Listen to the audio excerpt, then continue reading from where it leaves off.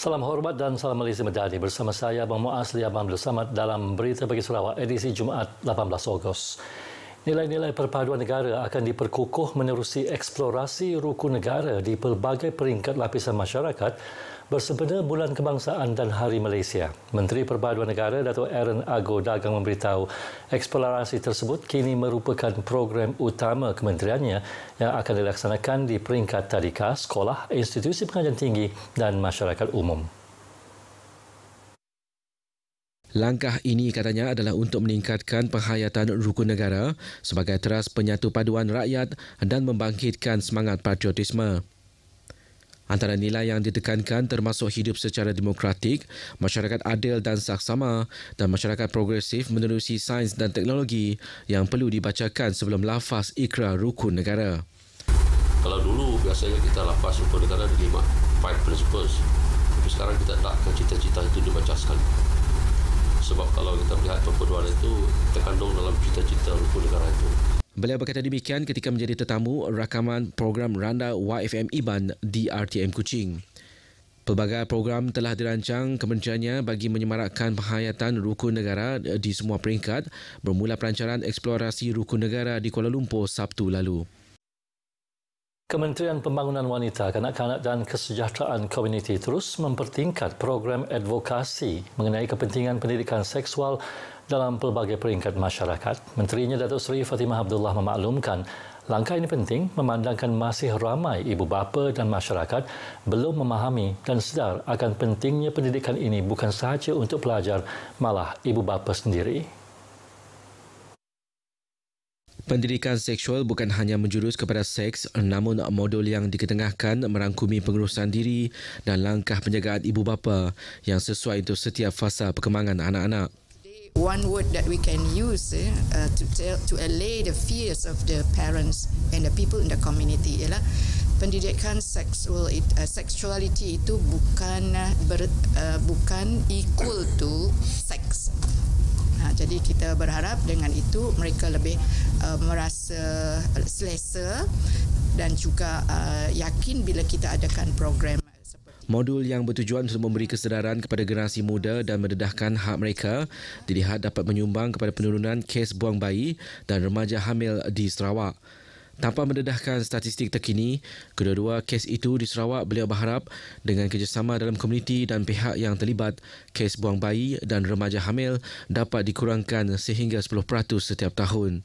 Beliau berkata demikian dalam sidang media selepas menghadiri syarahan perdana asuhan keibubapaan mengenai seksualiti di Pusat Islam Tun Salahuddin PITAS, Universiti Malaysia Sarawak, UNIMAS. Syarahan tersebut disampaikan oleh Timbalan Dekan, Profesor Fakulti Perubatan Sains dan Kesihatan, Perubatan Masyarakat dan Kesihatan Awam UNIMAS, Profesor Dr. Razi Tasham Safi. Turut diadakan pelancaran buku berjudul Parenting on Sexuality sebagai sumber rujukan ibu bapa dan penjaga bagi memudahkan komunikasi yang sesuai dengan generasi muda. Warisan dan kebudayaan Sarawak perlu dikekalkan dan dijadikan sebagai aset berharga sekaligus dijadikan rujukan generasi akan datang. Premier Sarawak Datuk Petinggi Tan Sri Abang Johari Tun Oping berkata ianya perlu dihayati sebagai warisan turun-temurun yang membentuk identiti masyarakat pada hari ini. Premier pada ucapan perasmian International Heritage and Cultural Conservation Conference INHERIT 2023 di Sibu berkata, Ordinan Warisan Sarawak 2019 yang berkuat kuasa 1 Mac lalu akan membantu memperkukuhkan warisan dan budaya di negeri ini. Ia membuktikan kesungguhan dan komitmen Kerajaan Sarawak dalam pemeliharaan khazanah warisan di negeri ini. Teks ucapannya dibaca oleh Menteri di Jabatan Premier Sarawak, Datuk John Siki Tayai. Our heritage is at the very closest, a treasure trove of our collective memories that connects us to our roots, defines our identity and shapes our collective consciousness. Seramai 300 orang telah menyertai persidangan tersebut termasuk 54 orang dari Brunei, Indonesia, India, China, Jepun, Poland, Jerman dan Ghana. 166 kertas kerja dibentangkan selama 2 hari persidangan itu yang berakhir hari ini. Sementara itu, Premier dalam ucapan perasmian Festival Kreativiti dan Inovasi Islam 2023 di Kuching mahu pembudayaan kreativiti dan inovasi tidak terhad kepada satu kelompok masyarakat sahaja. Sebaliknya, perlu menjadi amalan semua mengikut kepakaran masing-masing. Katanya semangat untuk berdaya cipta perlu bagi membangunkan pelbagai aplikasi inovatif terutamanya berkaitan ekonomi digital. Amalan itu penting selari hasrat menjadikan Sarawak sebagai negeri maju berpendapatan tinggi menjelang 2030.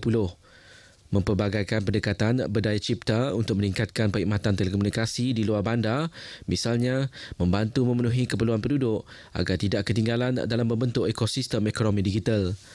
Teks ucapan beliau dibacakan oleh Timbalan Menteri Utiliti dan Telekomunikasi, Datuk Dr. Abdul Rahman Junaidi. Dalam pada itu, Festival 4 Hari Anjuran Pusat Penerangan Islam Majlis Islam Sarawak bertujuan menerapkan nilai kreatif dan inovatif dalam generasi muda. Inovasi telah muncul sebagai elemen penting dalam kehidupan masyarakat. Ia telah memacu kemajuan dan penyelesaian masalah, membawa kepada perubahan dalam komuniti dan ekonomi. Demikian menurut Timbalan Menteri Infrastruktur dan Pembangunan Pelabuhan, Datuk Manjang Renggi. Katanya inovasi turut meningkatkan fungsi individu dan kemasyarakatan, menyokong kecekapan kerja dan membuka jalan untuk kemunculan peluang pekerjaan dan perkhidmatan baru. Borneo Innovation and Invention 2023 competition serve as a catalyst for nurturing an innovation culture among students and educators across school, technical institution, and higher education establishment.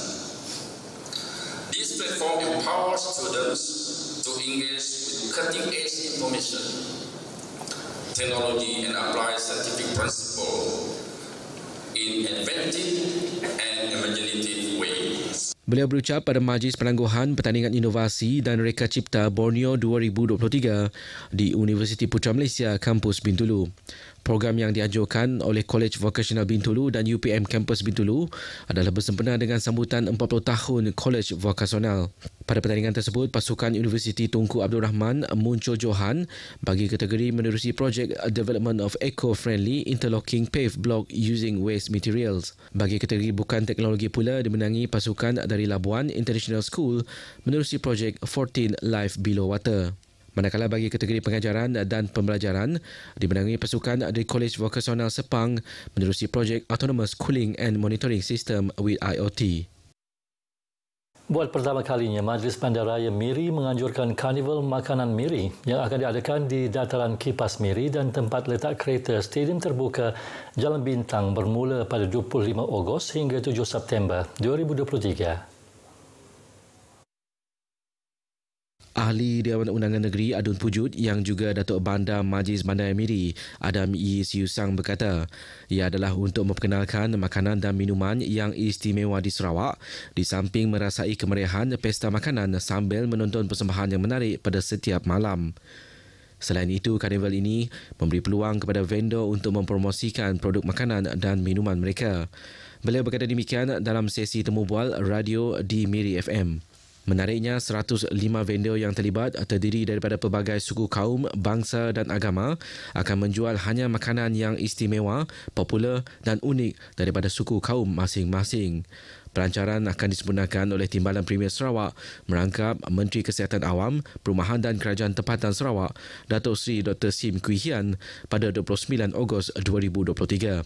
Antara pengisian program termasuklah persembahan tarian dari pelbagai suku kaum dan etnik Sarawak, persembahan nyanyian artis tempatan, persembahan seni mempertahankan diri, pertandingan nyanyian kanak-kanak, tarian tradisional dari China dan tarian K-pop.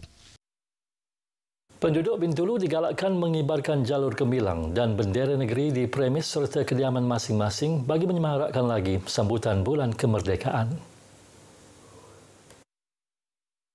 Pegawai Penerangan Bahagian Bintulu, Pauline Sating berkata, langkah tersebut secara tidak langsung akan menyemai semangat patriotisme dalam kalangan masyarakat Bintulu. Beliau berkata demikian semasa penyerahan bendera dan risalah kepada orang ramai di sekitar Pasar Bintulu pagi semalam.